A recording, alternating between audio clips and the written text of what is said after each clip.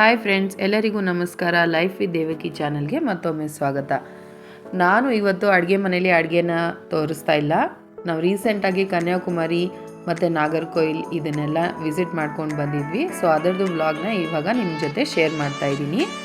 So Nagercoil ಬಂದುಬಿಟ್ಟು western Ghats ಟಿಪ್ಪಲ್ಲಿರುತ್ತೆ, ಮತ್ತು ಕನ್ಯಾಕುಮಾರಿ ಬಂದುಬಿಟ್ಟು ಇಂಡಿಯಾಗೇನೆ ಲಾಸ್ಟ್ ಸದರ್ನ್ ಟಿಪ್ ಅಂತಲೇ ಹೇಳ್ತಾರೆ. ಸೊ ಈ ಕನ್ಯಾಕುಮಾರಿನೂ ಕೂಡ ನಾವು ಎಲ್ಲ ನೋಡ್ಕೊಂಡು ಬಂದಿದ್ವಿ. ಕನ್ಯಾಕುಮಾರಿ ಅಂದಿದ ತಕ್ಷಣ ನಮಗೆ ಜ್ಞಾಪಕ ಬರೋದು ಬೀಚು.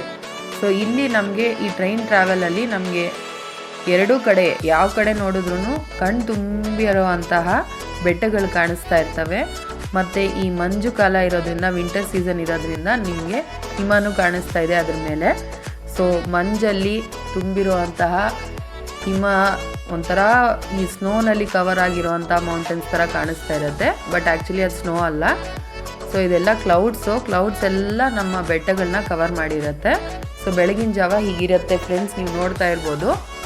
ಸೊ ಈ ಕಡೆ ನಾಗರ್ಕೋಯಿಲ್ ಸೈಡಲ್ಲೆಲ್ಲ, ಕನ್ಯಾಕುಮಾರಿ ಸೈಡಲ್ಲಿ ಕೂಡ ಭತ್ತನೇ ಬೆಳೆಸೋದು. ಸೊ ಹಾಗಾಗಿ ಮತ್ತು ತುಂಬ ತೆಂಗಿನ ತೋಟಗಳು ನಮಗೆ ಕಾಣಿಸ್ತವೆ. ಸೊ ಅವರು ಈ ನಾಗರ್ಕೋಯಿಲ್ ಜಾಗದಲ್ಲಿ ತುಂಬ ಈ ವಿಂಡ್ ಮಿಲ್ಸ್ನ ನೀವು ನೋಡ್ಬೋದು.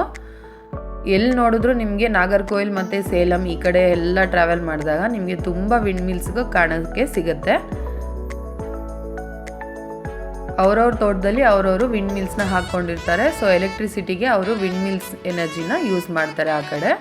ಸೊ ನೀವಿಲ್ಲಿ ನೋಡ್ಬೋದು, ತುಂಬ ವಿಂಡ್ ಮಿಲ್ಸ್ ಕಾಣಿಸ್ತಾ ಇದೆ ಅಲ್ವಾ. ಹಾಗೆಯೇ ಹಿಂದೆಗಡೆ ಬೆಟ್ಟಗಳೂ ಕಾಣಿಸ್ತಾ ಇದೆ. ಪೂರ್ತಿ ನಮಗೆ ಆ ಕಡೆ ಈ ಕಡೆ ಹಚ್ಚು ಹಸಿರಾದಂತಹ ತೋಟಗಳು, ಅದ್ರ ಹಿಂದುಗಡೆ ಬೆಟ್ಟಗಳು ಕಾಣಿಸ್ತಾ ಇದೆ. ಮತ್ತು ಬೆಟ್ಟಗಳು ಎಷ್ಟು ಚೆನ್ನಾಗಿ ಬೆಳ್ಳಗೆ ಆ ಕ್ಲೌಡ್ಸಿಂದ ತುಂಬಿಕೊಂಡಿದೆ ನೋಡಿ. ತುಂಬ ಚೆನ್ನಾಗಿ ಕಾಣಿಸ್ತಾ ಇರುತ್ತೆ ಫ್ರೆಂಡ್ಸ್. ಈ ಕಡೆ ಟ್ರಾವೆಲ್ ಮಾಡುವಾಗ ನಮಗೆ ಮೈಂಡ್ಗೆ ತುಂಬ ಪೀಸ್ ಅನ್ನಿಸ್ತಾ ಇರುತ್ತೆ. ಸೊ ಹಾಗಾಗಿ ನಾವು ಪ್ರತಿ ವರ್ಷ ರಜಾ ಕೊಟ್ಟಾಗೆಲ್ಲ ಅಲ್ಲಿ ಹೋಗ್ತೀವಿ. ಸೊ ಈ ವಿಡಿಯೋನಲ್ಲಿ ನೀವು ನೋಡ್ಬೋದು ಎಷ್ಟು ಹಚ್ಚು ಹಸಿರಾಗಿದೆ ತೋಟಗಳು, ಭತ್ತದ ತೋಟ, ಮತ್ತು ನಿಮಗೆ ಹಿಂದೆಗಡೆ ಕಾಣಿಸ್ತಾ ಇರ್ಬೋದು ಮತ್ತು ಬೆಟ್ಟಗಳು, ಆಮೇಲೆ ತೆಂಗಿನ ತೋಟ ಕೂಡ ಕಾಣಿಸ್ತಾ ಇದೆ ನೋಡಿ. ಎಷ್ಟು ಕಣ್ಣಿಗೆ ತುಂಬ ತಂಪಾಗಿ ಅನ್ನಿಸ್ತಾ ಇರುತ್ತೆ, ಮತ್ತು ಮೈಂಡ್ಗೆ ತುಂಬ ಪೀಸ್ಫುಲ್ ಆಗಿನೂ ಅನ್ನಿಸ್ತಾ ಇರುತ್ತೆ.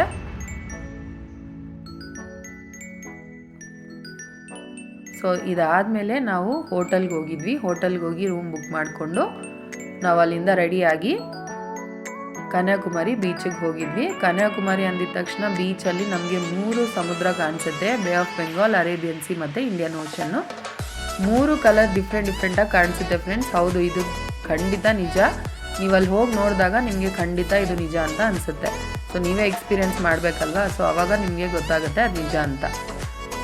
ಸೊ ಅಲ್ಲಿ ನಾವು ಬೋಟಿಂಗ್ ಹೋಗಿದ್ವಿ. ವಿವೇಕಾನಂದ ರಾಕ್ ಮೆಮೋರಿಯಲ್ಗೆ ಹೋಗಿ ನಿಂತ್ಕೊಂಡಾಗ ಈ ಥರ ನಮಗೆ ಎಲ್ಲ ಕಾಣಿಸುತ್ತೆ ಸಮುದ್ರ. ಎಲ್ಲಿ ನೋಡಿದ್ರೂ 3 ಕಡೆ ಸಮುದ್ರದ ನೀರೇ ಕಾಣಿಸ್ತಾ ಇರುತ್ತೆ. ತುಂಬ ಚೆನ್ನಾಗಿರುತ್ತೆ ಫ್ರೆಂಡ್ಸ್, ತುಂಬ ಪೀಸ್ಫುಲ್ ಆಗಿನೂ ಅನಿಸುತ್ತೆ. ಸೊ ಇದು ವಿವೇಕಾನಂದ ರಾಕ್ ಮೆಮೋರಿಯಲ್ ಆಗಿರುತ್ತೆ. ಅಲ್ಲಿಂದ ನಾವು ಊಟ ಮಾಡೋಕ್ಕೆ ಅಂತ ಮತ್ತೆ ನಾಗರ್ಕೋಯಿಲ್ ಬಂದ್ವಿ. ಅಲ್ಲಿ ಆರ್ಯಭವನ್ ಅಂತ ಹೋಟೆಲ್ ಇದು, ತುಂಬ ಚೆನ್ನಾಗಿರುತ್ತೆ ಇಲ್ಲಿ ಊಟ. ಅಲ್ಲಿ ಊಟ ಮಾಡಿಕೊಂಡು ನಾವು ಮತ್ತೆ ನಮ್ಮ ರೂಮ್ಗೆ ವಾಪಸ್ ಆಗಿಬಿಟ್ವಿ. ಸೊ ಇದು ನನ್ನ ಇವತ್ತಿನ ವ್ಲಾಗ್ ಆಗಿರುತ್ತೆ. ಲೈಫ್ ವಿತ್ ದೇವಕಿ ಚಾನಲಲ್ಲಿ ಬರೀ ಅಡುಗೆ ಅಲ್ಲ, ತುಂಬ ಯೂಸ್ಫುಲ್ ಟಿಪ್ಸು, ಮತ್ತು ನಾವು ಟ್ರಾವೆಲ್ ಮಾಡಿರೋಂಥ ಜಾಗದ ಇನ್ಫಾರ್ಮೇಷನ್ನು, ಮತ್ತು ಅಲ್ಲಿ ಏನೇನು ಸಿಗುತ್ತೆ, ಏನೇನು ನೋಡ್ಬೋದು, ದೇವಸ್ಥಾನಗಳು, ಮತ್ತು ಈ ಹೆರಿಟೇಜ್ ಸೈಟ್ಸ್ ಅಂತ ಹೇಳ್ತಾರಲ್ವ. ಸೊ ಇದನ್ನೆಲ್ಲ ಕೂಡ ನಾನು ನಿಮಗೆ ಅವಾಗವಾಗ ಶೇರ್ ಮಾಡ್ತಾ ಇರ್ತೀನಿ. ಸೊ ಮತ್ತೊಮ್ಮೆ ಇನ್ನೊಂದು ವ್ಲಾಗಲ್ಲಿ ನಿಮ್ಮನ್ನ ಮೀಟ್ ಮಾಡ್ತೀನಿ. Thank you.